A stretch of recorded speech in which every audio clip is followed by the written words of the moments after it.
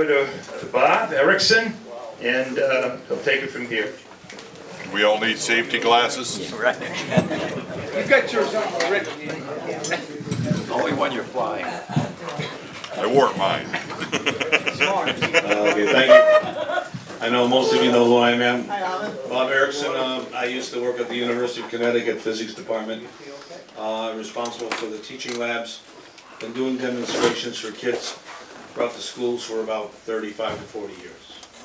The people working with me today, president of our club, Darla Pigeon, who's going to work with the camera so we can see some of the small things we have to do. Young lady, Sophie Mercer, she's been helping me with a lot of demonstrations, and we'll be doing stuff in conjunction with liquid nitrogen and some electrical stuff. I don't plan to blow anything up yet, but we'll be talk about some of it.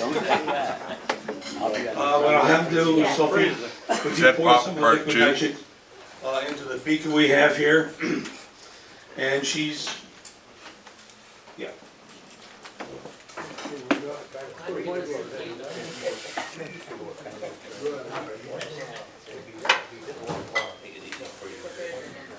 And then once you pour it, We want some of that.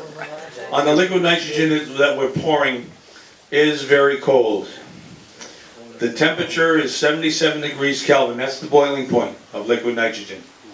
That relates to minus 196 degrees centigrade to minus 321 degrees Fahrenheit. So it's a very, very cold item. Now, the doer we have that I purchase and get it and serve from, or pour from, has two layers to it. Has two metal layers with an insulation on the inside of it.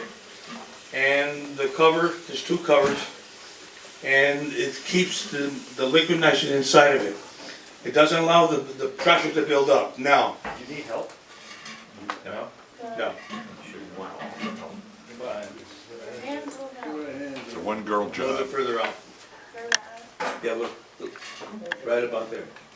There you go. Your safety. Now, with liquid nitrogen, what you have is if I have 1 ounce of liquid nitrogen, when that goes from a liquid to a gas, if I have 1 ounce of liquid nitrogen, it takes up 800 ounces of space. If I take the liquid nitrogen and put it into a small container, and I have 1 ounce in there, and I cap it off and I let it warm up, and I'm in a container that's only got about 15 to 20 ounces, what's going to happen is it's going to build. Now the thing about it is, the molecules of the nitrogen are going to warm up, they're going to move around, a velocity. They keep getting energy. And the more energy they get, the more the pressure. What is pressure? Pressure is equal to what we call the force per unit area. That means the molecules are hitting the side. When they hit the side, they create a force.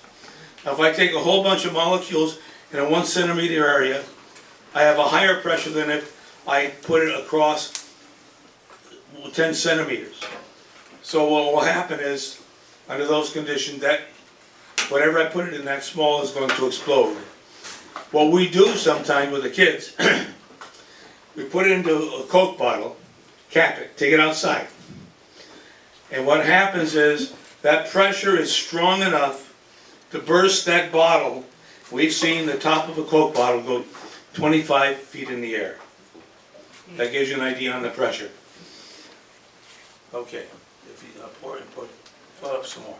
Kind of like my home brew I used to. One other thing before we start some of this other stuff is, we talk about atmospheric pressure. What is it?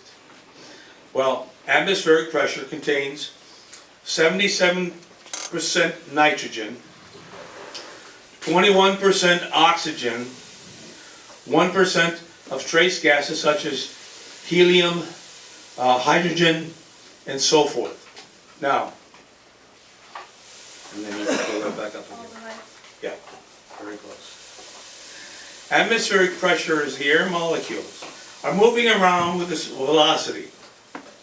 As they move around, they hit each other. As they hit each other, they will do what they call create a force. Now gravity is pulling down on these molecules, and reading the velocity. So therefore I have 14.7 pounds per square inch on the skin of my body. But inside the body creates a pressure pushing back on it. That's why the skin doesn't collapse. So now we have this atmospheric pressure pushing on things. Now, we're going to be looking at a couple of things that do occur. And can you all hear me now? Yep. Okay. I will be wearing glasses. Now the nitrogen I can have nitrogen fall on my skin.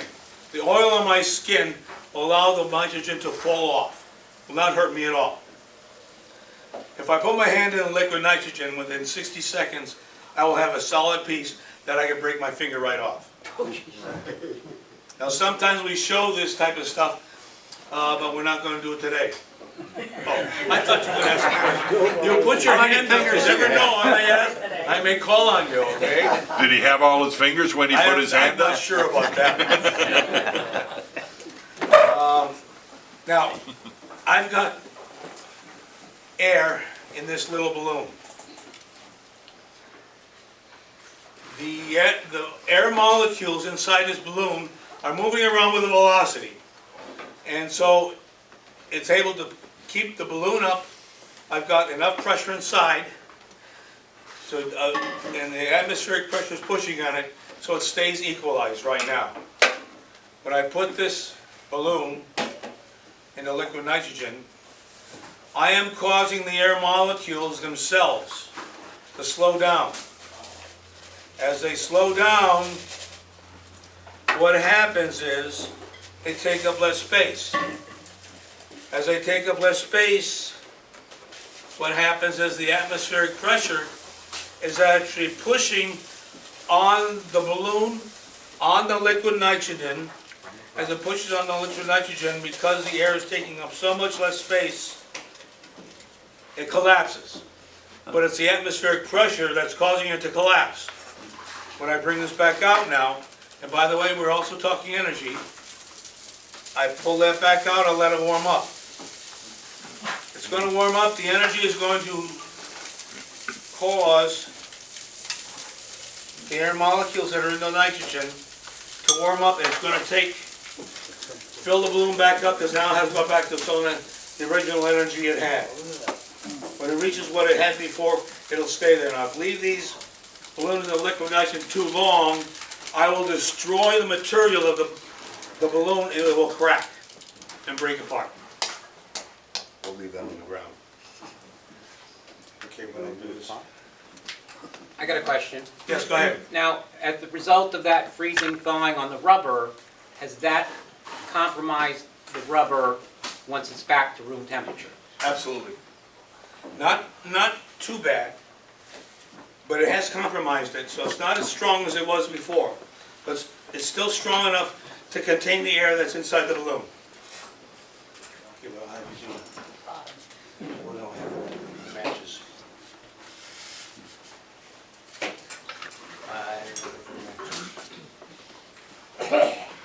So how in Lord's name do they cool off the hydrogen enough to get it into the liquid state? The nitrogen. Or The nitrogen, excuse me. Yeah, what's happening, look in there, see if I got matches. I brought matches with me. I got matches somewhere. I know. What was the question again? How do they cool off, you know, What's the, happening when any time you have some kind of something that's hot and cold, heat flow will always be from hot to cold because it's trying to warm up whatever's cold. It'll keep on doing it until we get to an equilibrium condition. But in the case of liquid nitrogen, that's not going to happen. Now, one of the things that I did not talk about yet. Did you find any more at all?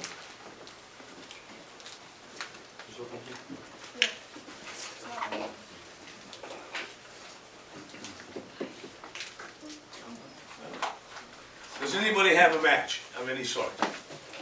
Otherwise, I can't do what I want. That's all right. I can go get one. We can go down to the store and get lighter. I need a match. Needs a mat. A match is actually what I need. I got one for you. Okay. In the meantime, well, I'll have to do it. Put this in. What happens happened was when we poured the liquid nitrogen, keep in mind the air molecules have lightly bonded to the air water vapor, which is a gas. It's moving around, but it's very lightly attached to it. When I cool down the air, I actually take and I get the water vapor cooling down when it reaches its dew point, to the point where I have small water droplets, a mist, also called an aerosol. It goes into what we call a fog. Eventually what will happen here is cool enough that I'll see snow on the outside of this beaker. But now when we see the snow in that beaker, I don't grab that beaker because my fingers will freeze right to the beaker. Right. And I will have a burn. Burn just as bad as you would have any other. Okay, good. Not a lot, but That's all right. This'll work. What Sophie's going to do next is this. She's going to put this in Did I get it? About what was the question? make it cool off the nitrogen No, to get put it. that like that. Oh, no. Let it sit if you want to top it off. Let it sit for a while. And then you're going to pour that in. What we're doing now is this. We're cooling off a copper tube. I've got air in the copper tube. Now, as the air cools, it's going to take up less space. The more it cools, the more air goes into the copper tube. As I do so, we find that we have a liquid in the bottom of the copper tube. We first did this, we thought it was water. But if it was water, it would be frozen. We turned out that it's liquid oxygen. Now, oxygen, sometimes people don't realize this, but oxygen itself will not burn. Oxygen will not explode. It supports combustion. And where I have a high concentration of oxygen, a fire will burn longer and brighter and hotter. It acts like a catalyst also. So when I have oxygen near, wherever I have something that's going to combust, starts to explode, the higher the oxygen, the larger and the more destructive the explosion because of the oxygen. Now, one other thing about oxygen is it also will oxidize things. If That's it's the on name. anything outside, it will oxidize it. If you would pour that, pour that in the beaker. No, just pull the copper tube, empty the copper tube into that beaker. Just empty it. No, the other way. Turn it over. No, point. No, turn it over. Empty it this way. Turn Flip right it, here. flip it, flip it. Yeah, flip it. Into the Into the tube. beaker. In the beaker. Put it back in. Sorry, That's right. I was like, wait a minute. Yeah, we're gonna empty out of here. Hopefully we'll get some more. What we'll do is this, while we're talking, getting ready to show that part of it. The other thing that we're doing is, we want to show the effects that cold have on other materials, such as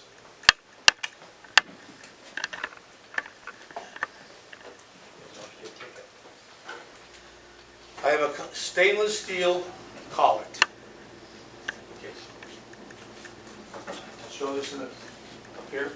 See that all right? An aluminum rod. Okay. The two do not go together very easily. I did take and manufacture these myself, so that they just barely go. They don't go together very easily. But because stainless steel resists change, doesn't like to have much current going through it, doesn't like to have any good thermal properties. But the aluminum rod, good conductor, both electrically and thermally.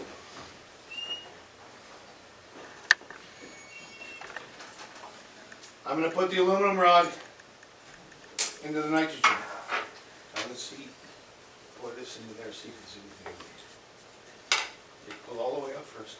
And pour it in there. Okay, good. That turns out to be liquid oxygen.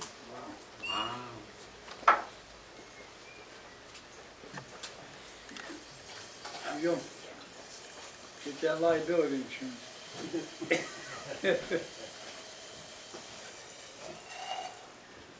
See how much brighter it burned?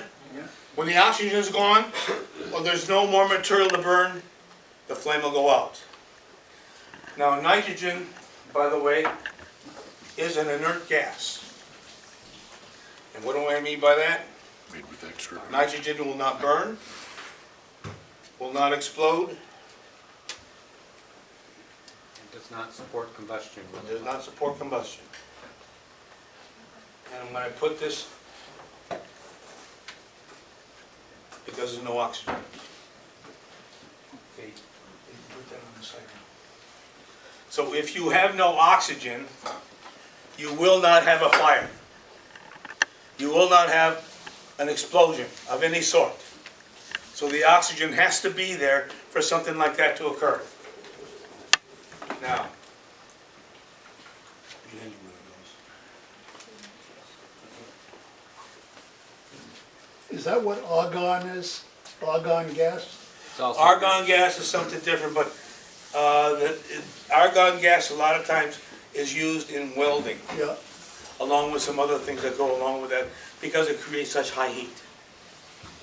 Most of the time they don't use argon in the liquid form, but they use it in the gas for welding and so forth.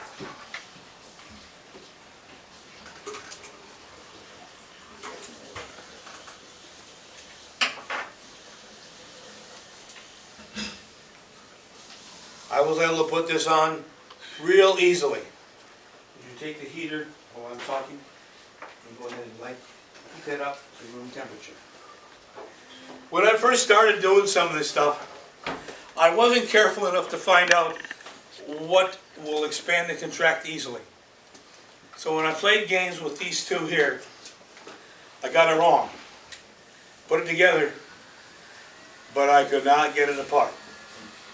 I'm going to be able to get these two apart in a few minutes once she heats that back up to room temperature. These two are together forever. The metals will have fused together, and to get them apart I would have to destroy the metal. So that's, Is that iron and aluminum?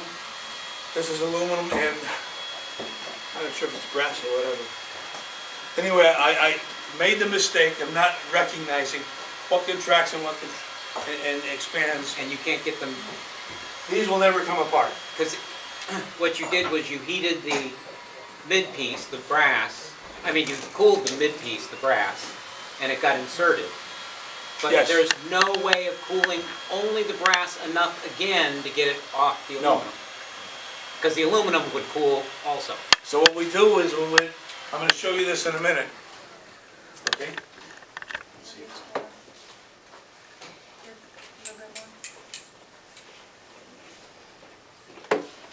It's now warm. I would like to have two people come up. If I can have two volunteers to come up. And I want to see if we can actually take this apart. Move over here. Each one can do it separately or together, whatever. I thought we were going to pull. You can do either way. It's pretty strong. 'Cause you can't get They're not going to come apart. Yeah. They're not going to come apart. That's because the aluminum accepts changes better than the stainless steel does. So the aluminum contracted more than the stainless steel would contract. Now, the beauty of this is, I can put this back into liquid nitrogen, and because the aluminum will contract more than the stainless steel, this will come apart. And I'll do that in a few minutes.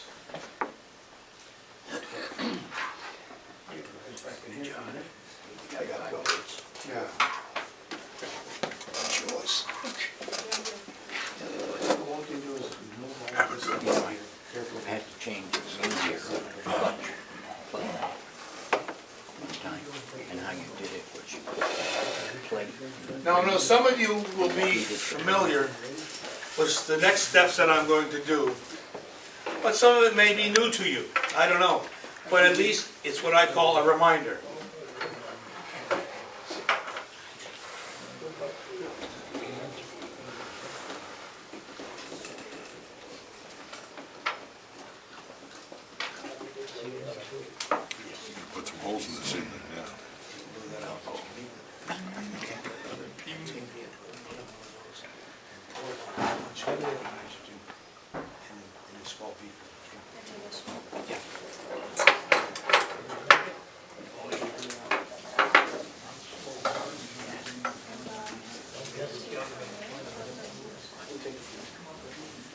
Now, what I put up here now is this.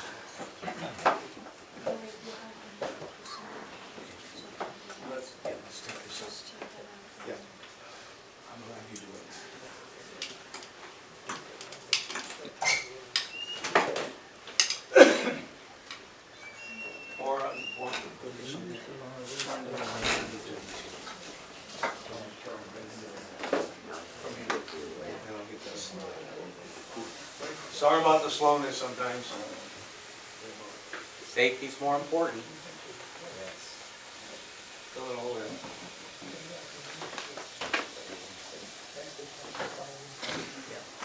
I think so. It's big cold before it's so, you know, Yeah, the coefficient yeah. of expansion is just so Little. little, Yeah. it doesn't do Yeah. anything.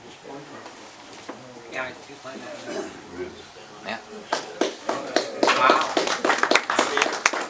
That's because when I actually did my homework before I did this one, and therefore it actually worked.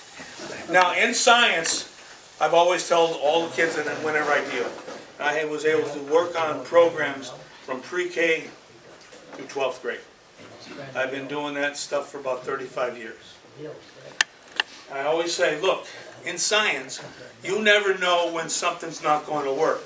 And believe me, I've had times when nothing worked at all. But this happens. Got a good day today. We're not And working. I haven't blown anything up yet. Okay. What I've got here is a large coil. It's actually the beginning of what I call a transformer. Now, this one, yeah, I made this myself. When I put the coil in here, I didn't quite do as good as I should have.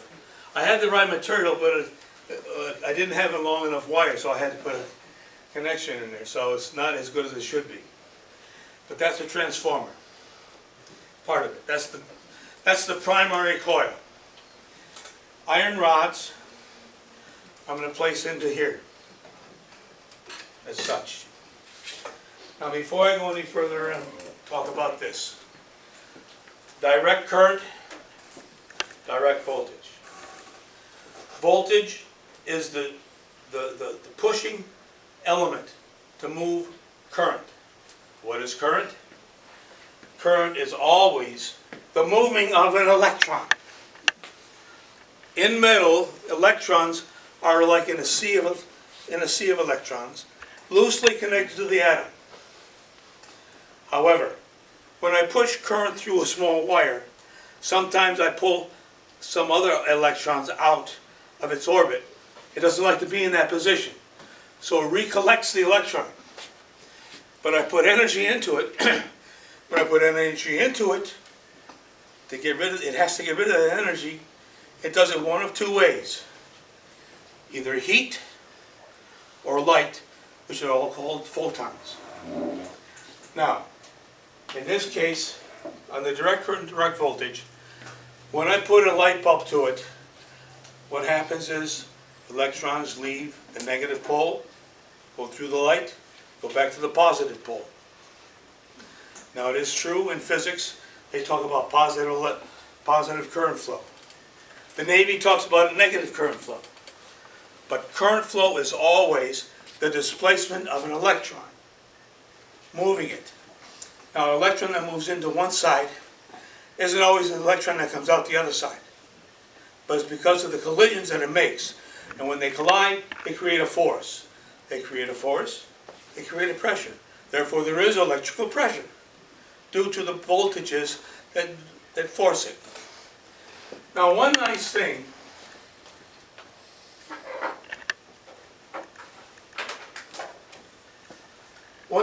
about electron flow through any kind of a wire, you have electron flow, you create a magnetic field. The magnetic field in a wire goes around the wire. I pull all the wires together, they form together to make one large magnetic field, set of flux and force. Now, it is the actual flux changing. As I take and put this through, you see the needle move. But when I use those magnetic lines of force to cut the wire, I create a current. The faster I go, the more current, and so forth. So it's the magnetic flux that is creating the current through a line, through a wire. Alternating voltages and currents, what's happening there is I have the voltages themselves are moving. Start from 0, go to a negative, to 0, to a positive, to a negative, to 0. Consequently, most of the line, the stuff out of the wall circuit is AC volts.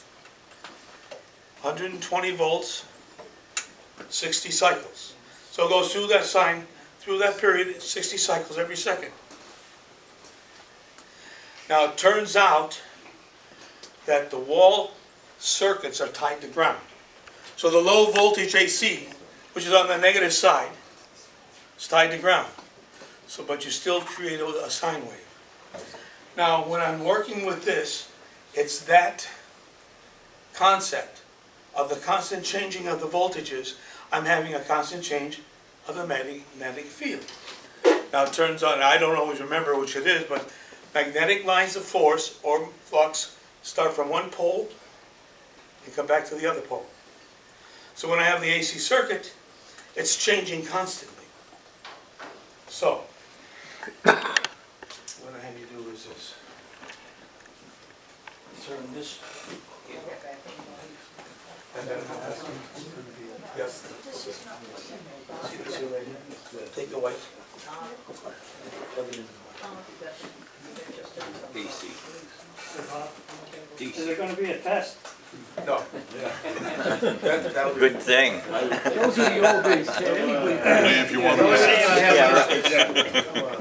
By the way, Who cares? the only reason I have wires in that, with that coil in that are for the meter, to keep it at 0, so static electricity doesn't cause an effect on it. Okay, that's on.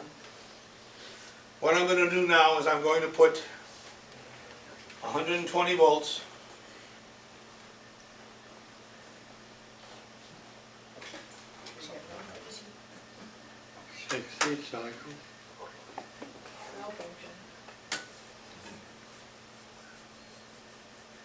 There we go. If you listen carefully, you can hear a hum. It's called a transformer hum. Now, I've only been able to put 90 volts AC across this because of the circumstances. In that coil, I also have what they call capacitive action and a few other things, so I have other things that are problematic. But, not for what I want to show you. I'm now going to talk about electromagnetic induction. Set of coils with a light on them. And when I put this in the light, the flux of the magnetic field, I create current flow. That current flow is lining that light. That current is moving back and forth. Those electrons are moving back and forth. And the higher the voltage, if I don't have the right wires, I'm going to create heat. That's one of the reasons why they don't use aluminum in house wiring. Because aluminum will melt faster and create a fire 10 times faster than copper wire will. When I take this out of the magnetic field, the light goes on. Now, here's what I want you to do. When I tell you,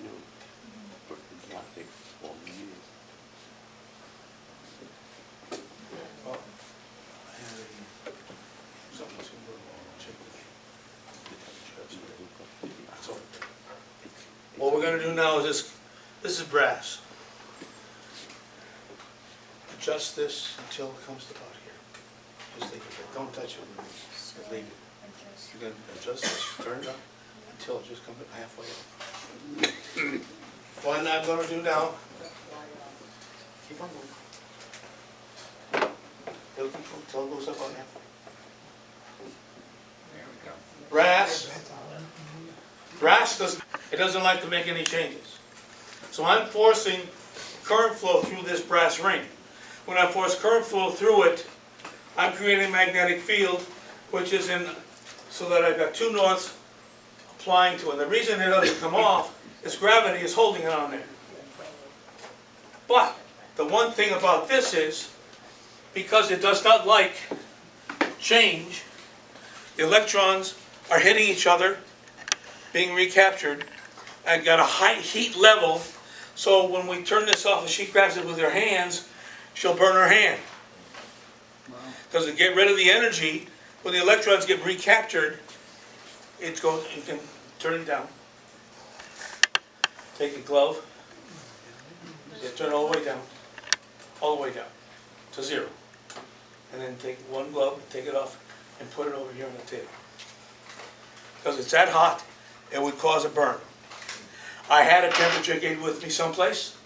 I was going to show it, I can't find it. It's probably buried in some stuff somewhere. Like I said, I bring stuff and forget where the hell it is. I would like to say it's not aged, but it's part of the product. I mean, you know. Yeah, right. Okay, now. Yeah. Aluminum rod, aluminum ring rather.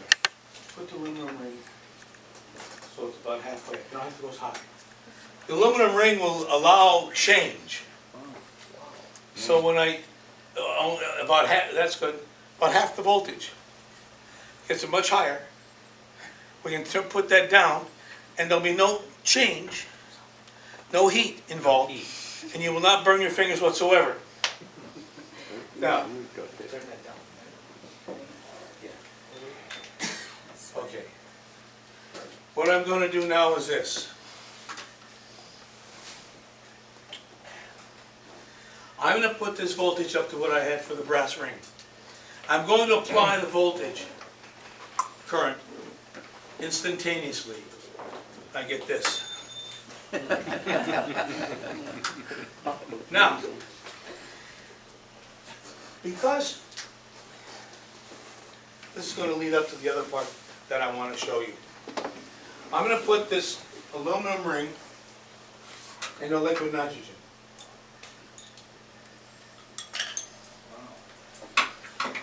When I do so, I'm going to change the metal a little bit in the fact that now the electrons are going to move easier through.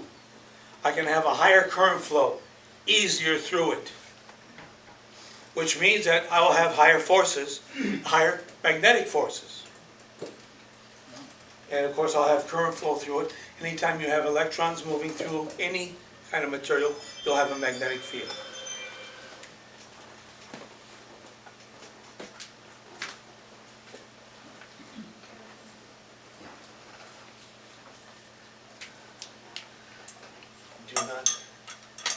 Do not grab this one of the lands on the ground. If it comes anywhere near anybody, don't touch it. I've changed the material on it. Now when I put a force to it, It's more. All I can do. well, put it over there. If I took it, when it originally comes off that coil for the iron rods, I would grab it, and my fingers would freeze to it. Once it warms up, I can touch it. Doesn't take long for that to happen. Okay. Now, one of the reasons why I wanted to do all of these things is to show you a special effect.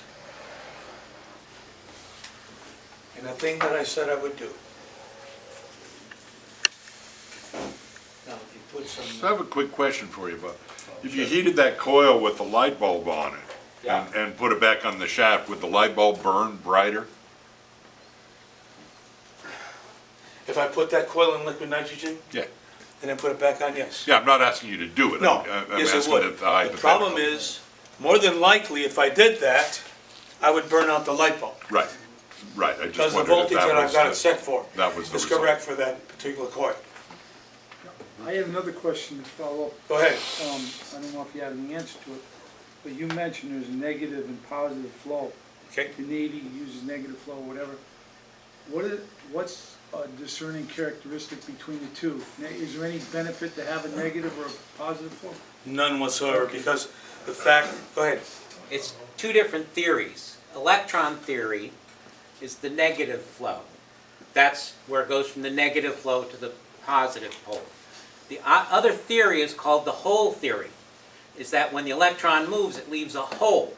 So the hole theory goes from positive to negative. Okay, thank you. Under all conditions, it's still a movement of It's the still electron. electron movement. Right, exactly. It's just how you calculate it. Exactly. So I came in from the Navy knowing the electron flow to physics. Okay, now we're talking hole flow. Yeah. So it took me a little bit of a while to say, oh, wait a minute, okay, I understand. And go from there. So it's just a matter of understanding. It is the electron, and the electron is very, very important to all of us, how everything's occur. Thank you. Now,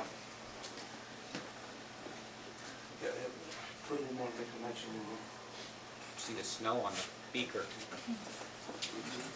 I now want to talk a little bit about superconducting wafers. Now, what is a superconductor? It turns out to be that when I put a magnet on this wafer. You see this all right? The magnet is not moving at all. I have no current flow, and this is a very good insulator. It refuses to let current flow through it. However, when I take this material and put it in liquid nitrogen, something happens. What I want you to do next is this. Pour liquid nitrogen in this up to the level I showed you. We're going to put liquid nitrogen on top of the wafers. Is that styrofoam she's pouring onto? Yeah. Okay. Yes. Even if the nitrogen were to get on the table of the floor, what will happen is that because the nitrogen is going to stick together and is polarized, when you go along the floor, it's going to pick up all the dirt. Because dirt is also polarized. Yeah. Let's go over now.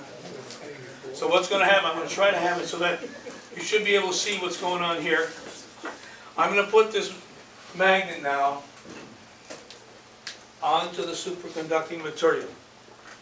Now, Meissner says that the magnetic flux no longer exists in this material. Therefore, I can put this on the material and have current flow. No resistance to the current flow. It has nothing to do with the magnetic flux. That's why it will occur. Need a little more. Put a little more in there. Fill it all over the top.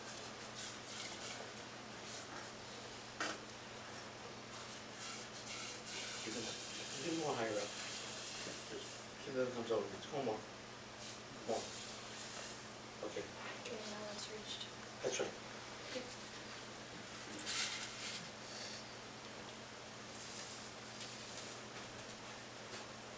Yeah, now it's going.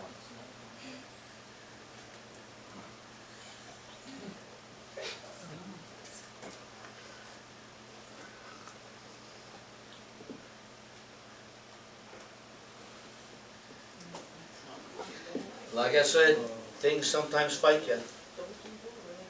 I'll put it back. No, don't put it back now. Yeah, she's Camera focused on back it on. now. Just leave it.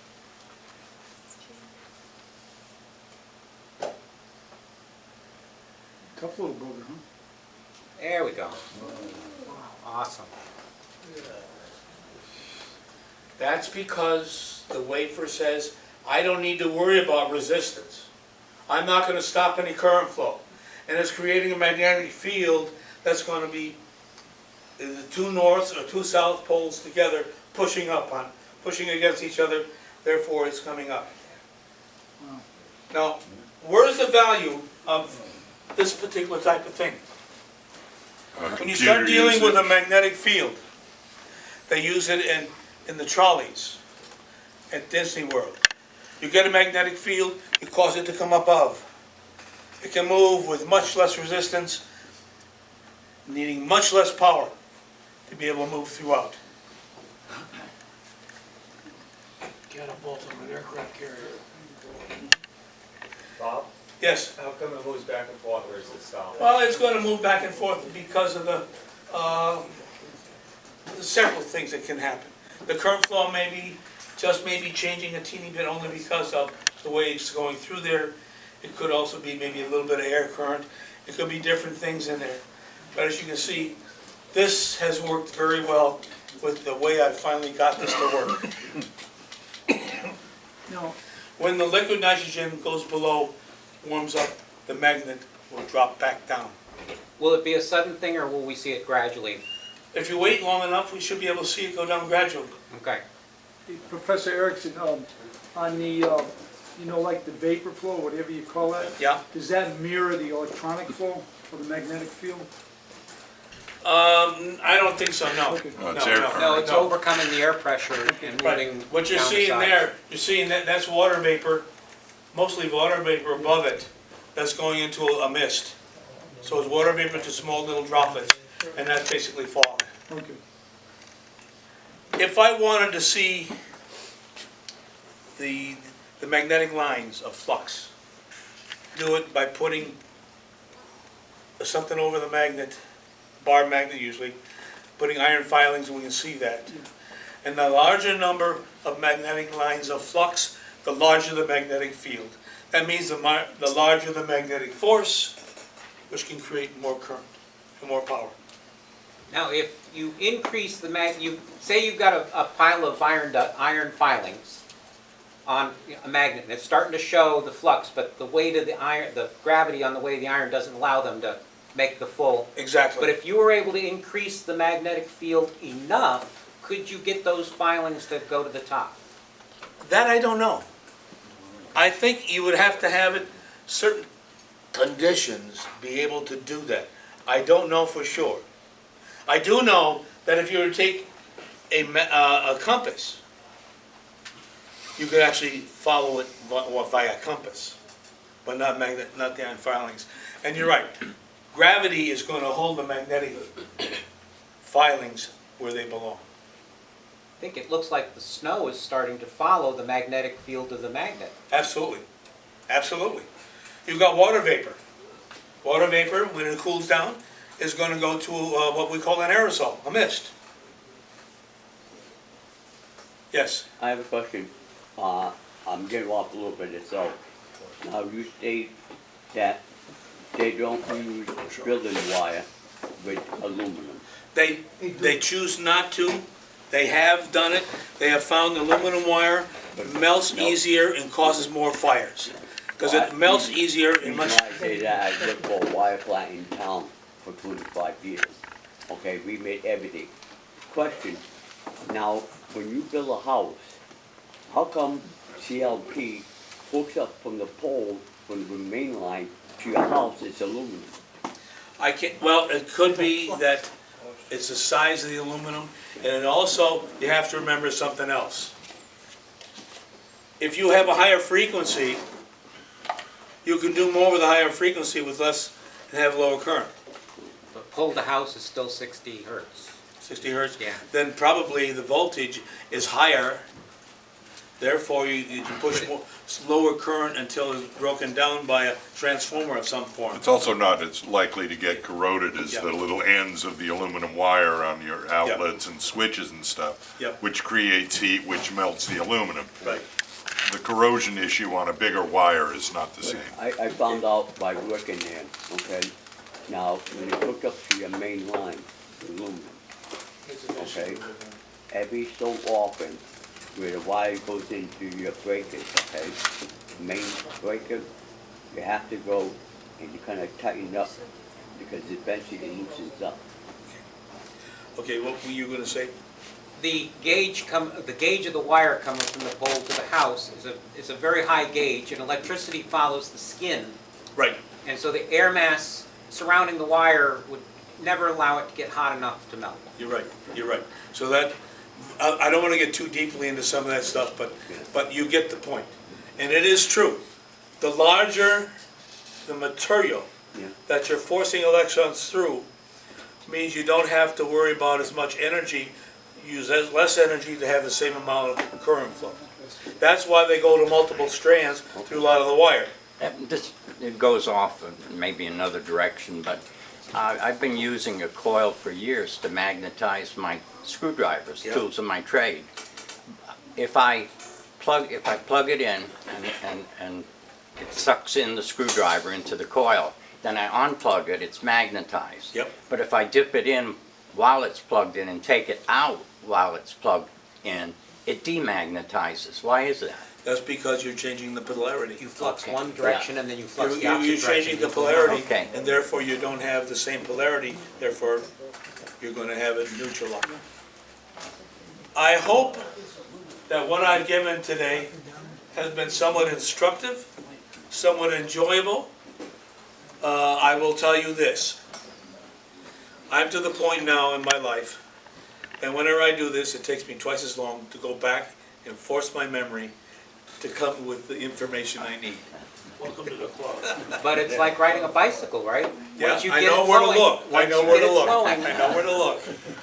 You know where you're gonna land, is that it? You just don't know. I have no idea what that's gonna be. I will not address that one at all. Thank you, Bob, thank you a lot. Yeah, thank you. Really? We'll leave it up there until it actually goes down. What we can do is anything that's in here, what you can do is just let them know if there's any pork back there, and just then leave it. I'll get it. We should have made ice cream. I have done that too. You gonna draw the raffle ticket? Actually, George, my demonstration partner was a retired physicist, physics major, a physics teacher from NFA, George Bartnesian. And he and I got together.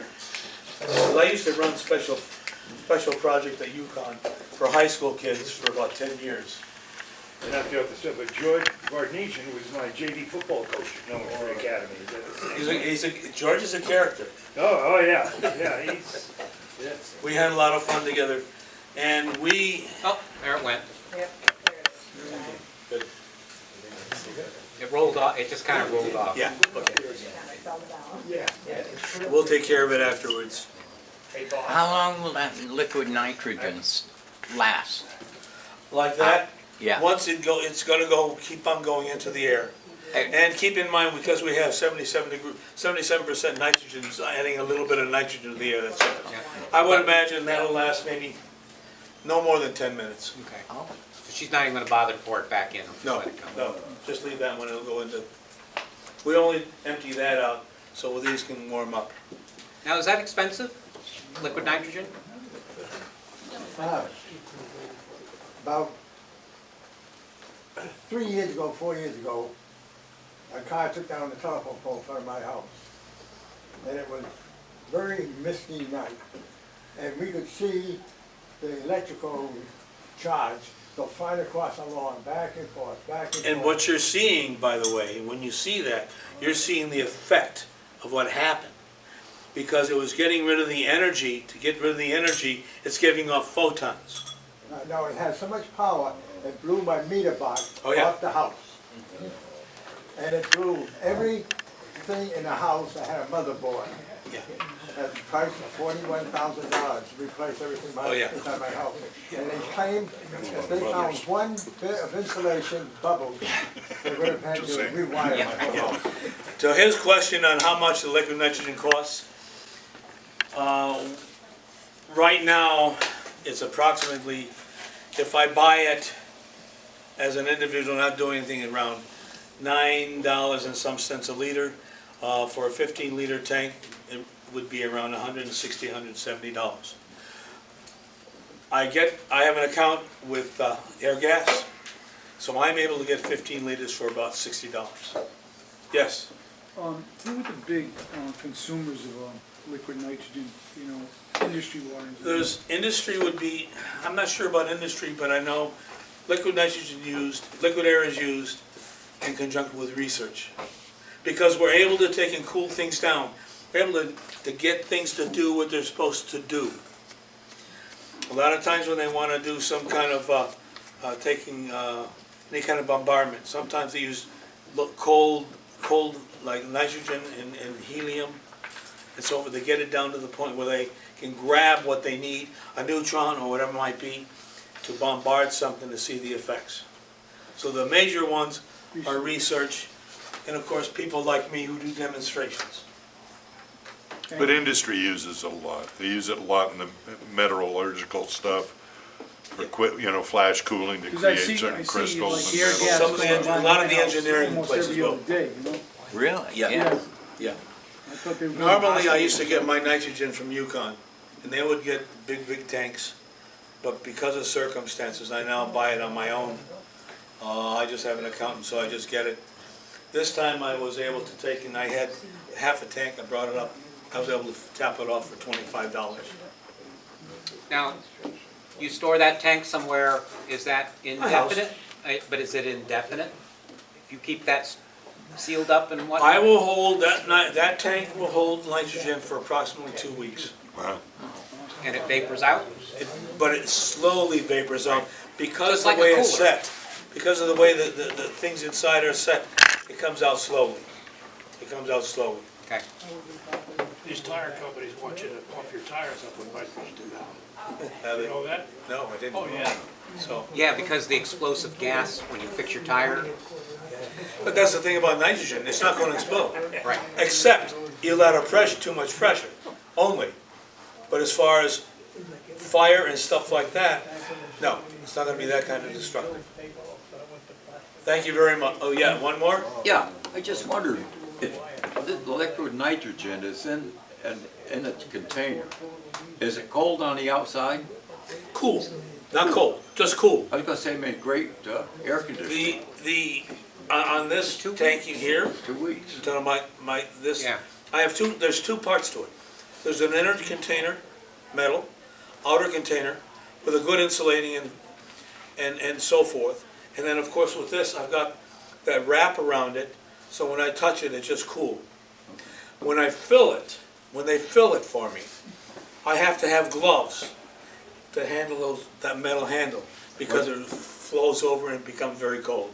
The concept he's suggesting, if you had some sort of a metal vessel during the summer and you filled it with liquid nitrogen and sealed it, could there be enough cooling effect on the outside to cool a room, for instance, for a day or a week? I think yes and no.